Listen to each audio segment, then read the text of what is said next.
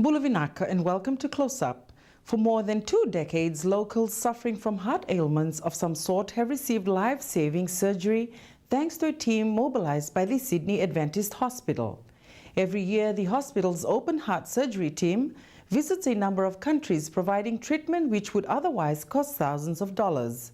And all this is done free of charge. Tonight on the show, we found out more about the people behind the team.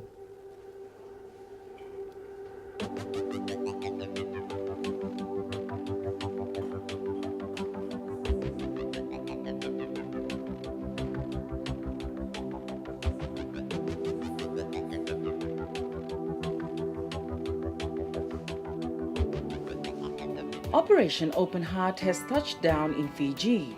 Into its 20th year, more than 600 Fijians have been given a chance at life via surgery that could cost up to $40,000 in Australia or New Zealand.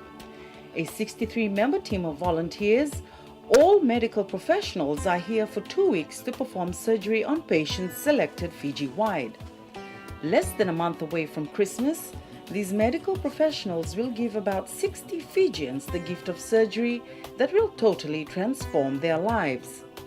Coordinated through the Sydney Adventist Hospital, Operation Open Heart, as the team is called, provides free life-transforming cardiac surgery to more than 80 places the world over, with more than 2,000 patients receiving surgery. Without Operation Open Heart, many of these patients would not have survived, and most would not be able to lead active and productive lives. We love to come back. Returning people who are volunteers that have been before look forward to coming back and working with the local staff that they've established rapport with. And the new staff hear about what we've been through and look forward to working together. We really enjoy coming and basically working in partnership to save lives, which is the motto of the Cardiac Task Force, is something that we all embrace. So why have these doctors committed their leave to saving lives here in Fiji? Dr. Matthews Bayfield has been travelling to Fiji for some time, conducting open heart surgery. There's many reasons we come back. We enjoy the camaraderie of the trip. It tends to be many of the same people coming back year after year. So it's it's a team that has bonded over the years, and we are familiar with the way each other works. We enjoy coming to a different environment. The surgery here is different to the surgery we're doing at home, so professionally it's interesting for us.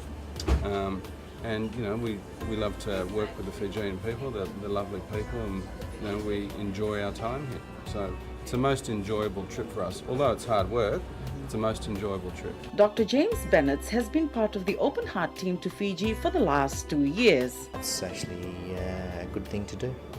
It's quite an enjoyable experience. It's hard work, and as we said, there are a lot of sick cases, so to have the option to be able to come and do those to people that otherwise wouldn't be able to have it done, it makes it all worthwhile. Dr. Ian Nicholson and Dr. David Baines have been conducting open heart surgery in Fiji for the past 17 years. Their area of speciality, children. I enjoy it. I think it's a good team of people. It's wonderful to teach people how to do some surgery. When I came on these trips when I was training to be a surgeon from Australia, so I benefited a lot in my own development as a doctor coming here, and I think you can see the benefits in the children. They come back and visit us, and there's no politics like there is at home. I love the people here. I feel very close to the people in Fiji. Everybody is always so friendly, so happy to see us each time. I like working, the team comes from all over the place, from various hospitals, and there are new team members and old team members, but I always like the way it all comes together with people from different hospitals, different states of Australia, sometimes different parts of the world even. The way everybody just gets in and does what is complicated surgery, but everybody very professional, very dedicated, and of course they're all volunteers who are giving their time and energy And I like the way that all comes together. I mean, that's the thing that keeps attracting me to turn up here. So the people here are so friendly, and you know, if we can, all of us can give a little bit of our time to help, well, we're pleased to do it. I get far more out of coming here than I give. To me, it's just wonderful to see the way, particularly the children. I deal with children. To see the way they get through the operations, just how quickly they get over the operations and how they thrive after they've had their surgery. Operation Open Heart has flown in with their own medical equipment and other necessary materials. So we don't only just come and operate on the people here that require surgery, we like to know how they're going. Sometimes we need to find out what else they would have liked to have known to improve the project. Sometimes it might be a good story. And the other day we had one of the ladies who had had her operation in 2005 come back with her 2-month-old baby, and to see what she has done with her life and her new child and the enjoyment that she's had that she wasn't able to look forward to prior to her surgery, just really was the best feeling to be able to see her and for her to meet the surgeon again. So sometimes that's also the reward that we get. It's about coming back and seeing what has improved the lives of the patients here. In having the overseas cardiac team coming to Fiji, government saves at least $1.2 million and preventing loss of life at an early age. Although some jump at the chance at a new lease of life, some are quite hesitant. I think that cardiac surgery is so foreign here in Fiji because you don't have a cardiac surgical service, that when they go through the names of the patients who are suitable for surgery, some of the patients that are listed who would have a really good outcome, that would do really well from having surgery, they may be frightened because they don't know what to expect. There are patients that have been done before, people who sometimes come in, and there was a young 8-year-old girl who came in today to talk to the children who were having surgery, or to show the children that she can live a normal life from having the surgery. It's not something perhaps to be as feared as they perhaps thought. So there are other people out there, maybe a support network or a support group of people who have had that type of surgery. Close Up spoke to a few patients who underwent surgery in the past week and are in the process of rehabilitation and recovery. Joseva Vunikai was admitted last year for rheumatic heart problems. His dad Lorima is grateful to the Operation Heart team for their help. When the doctor saw him last year, they told him that not to do heavy job, heavy lifting like that. Thank you very much for their support, and we thank God for this opportunity to call us for this operation, because we have no money. And we're very grateful to this team from Australia for their kind support and for making this operation free available for my son. Shivagni Chand is 12 years old and has undergone surgery in India, but a leak in her valve was detected, resulting in a second operation. They operated me and saved my life. Thank you. The Colonial War Memorial Hospital has fully backed the services of the Open Heart team. We look after them basically at the operating theatres. We also allocate to them within the operating theatres. We have a level 1 ICU facility which looks after all the cardiothoracic patients that have had surgery, and they're looked after there over the first 24 hours. And then following that, they are actually stepped down to the wards, which is on the 3rd floor at the East Wing, and the acute wards. Also with regards to that as well, we give them support in terms of manpower as well. If they need support overnight, if they need our support from intensive care, we also stand by for them. And also if they require any other requirements in terms of consumables, medications, we also supply that as well. But most of that is brought by the team.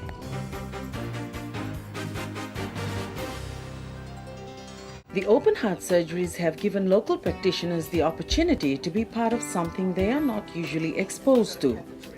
In post-op especially, local doctors have been closely assisted by the Operation Open Heart team. Lots of deep breathing, okay? And you're walking. This way, very good. So you're walking, that's good. It looks terrific, doesn't it? Okay, so the facing wires out today. Okay. Yep. With a week-long operations gone, the first operations have progressed without a hitch. Well, we're pleased to say all the surgery's gone very well. We're very careful to make sure that when we choose which patients to operate on, that we choose patients that won't stretch the resources too much. So that sometimes means that really sick people we end up not operating on here. And we prefer to operate on people who will come through the surgery well and go home quickly. So how do the doctors assess which patients to operate on? There are certainly problems with resource management here. Resources on pathology and blood are very limited. We want to try and make sure that people don't soak up a lot of resources when they're getting over their operation. The new theatres here have been terrific. They work really well, and the gas supply, the suction, the electrical changes to the theatres have really helped what we're doing. It's much more comfortable for us in theatres. The air conditioning works much better. And generally so far the trip's gone really well. Local nurses are on hand to help. In the theatre, nurses have been scrubbing for the heart procedures and learning some of the instrument issues associated with heart surgery. And we've had a lot of help from the local anaesthetic technicians in solving some of the technical issues with the anaesthetics and the heart-lung machine. So, it's been very much a cooperative venture. It's training, but it's also cooperation. Timing is of the essence. They're all complicated valve problems with reasonably sick hearts, so the cases don't change a lot. There are a lot of people that need the operations done. Timing it correctly is the hardest part, and getting them before they're too sick, which I think over the years has been people progressively doing slightly sicker patients each year because getting more confidence and more ability to undertake those cases, but there's still a limit to how sick before we can't do things. Operations have been successful in spite of the challenging resources. We did a very sick young girl yesterday who's doing okay, but we've managed to do all the things that we would do back home with all the medications that we've needed, and she's had a level of care which is, it's never the same, but it's still at a level that we're happy that we're doing everything we can. So the infrastructure can always be better, but we've brought a lot of things with us that allow us to do the things we need to do. Pediatric patients started surgery on Friday. We're doing quite simple things today, and today planning I think 6 or 7 operations, and we've done 4. So and everything is as predicted. The patients were screened here in Fiji by the local staff, and then things were further categorised by our own cardiologists, and we've chosen the children that we think would benefit the most. And in some ways, sometimes the simpler operations have the best result. In terms of the type of surgery that we've come here to do, these are at the more simple end of the spectrum. They're more straightforward cases. They're still big operations, but it's not open heart surgery that we're doing today. It's tying off major blood vessels that are near the heart that haven't closed when the children were, or shortly after the children were born. Normally this blood vessel would close off. In these children it hasn't, and so we're able to tie those blood vessels off and close it off. Cases are going very well. We've had no issues whatsoever. Children are going well. Everybody's very helpful, and it's been a pleasure working in the new operating theatres here. We've seen a gradual change as things like any hospital, any place tends to gradually run down over time.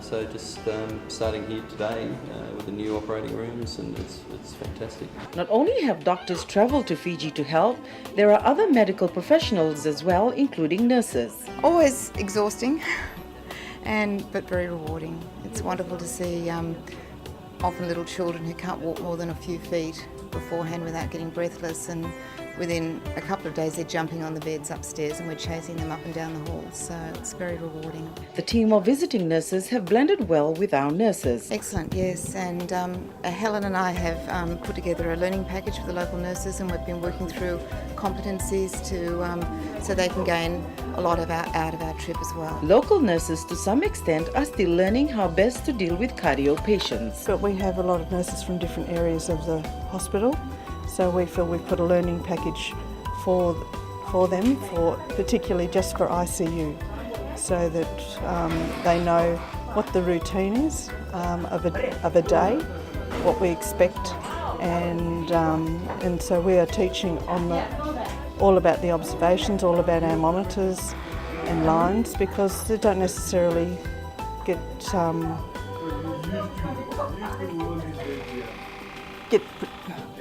exposure. Sorry about that.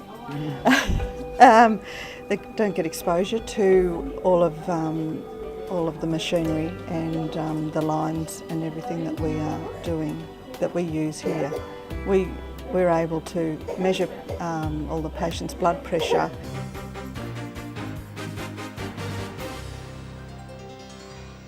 It's a story told many times over. Lives of more than 600 people changed for the better through Operation Open Heart. Not only do they save lives, but the annual visits also provide the training platform for our local medical practitioners. How many doctors have assisted or will be assisting during the surgeries while the Operation Open Heart team is here? For the doctors there and the health staff, there are those who are directly involved and those who are indirectly involved there. For us, in terms of involvement, it is actually through many departments.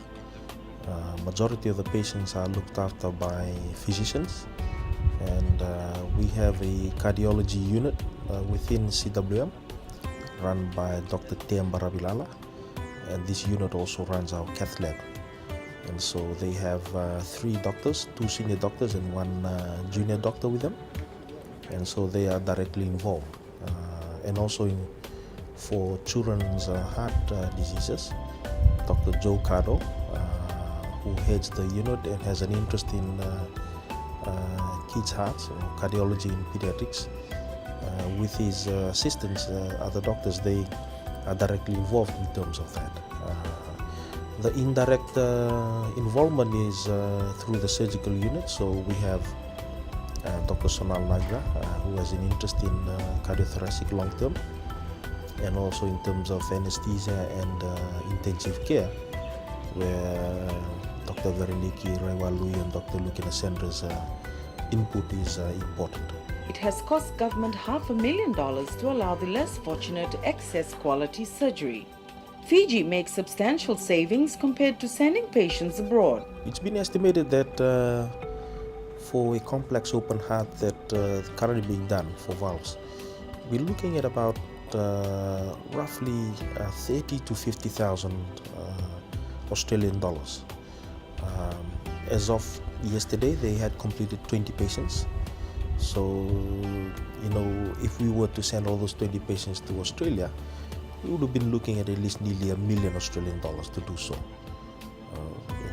And again, if you change that and into Fijian dollars, we're looking at least more than 1.5 million Fijian dollars for 1 week worth of patients. They are doing 2 weeks worth of patients, and so if you look at the cost-benefit analysis of it, we actually save a lot more by having the operations done here. An important factor is the skills transfer that happens here. When our patients go across to have high-end operations or treatment elsewhere, the patient goes across and they are treated by our colleagues abroad, but they come back and there's no skills transfer that happens. And the beauty about having a program like this locally is that there is skills transfer happening. We're very grateful that a lot of the colleagues that come have committed themselves and have been coming regularly for a long time. So during that period, networks have developed, and also an appreciation of what is needed on the ground. and also we've had consistency in terms of the people from their end and people on our end who are supporting one another in looking after the patient. It is a worrying point that after 20 visits, Fiji does not have a cardiosurgeon. Obviously, there's a lot of things that happen with cardiac surgery in terms of the resources needed, both infrastructure and human. And the way we see it is, it's a step at a time. And as I've said earlier, we are grateful that the government, through the Ministry of Health, is very supportive of the idea and continues to support it, and that's the only way we'll be able to see this reality happen one day. Say, for my part, in terms of intensive care, it's a component that has to come in to actually prepare for a service such as cardiothoracics to go off. So this is one of the complement services that needs to be in place.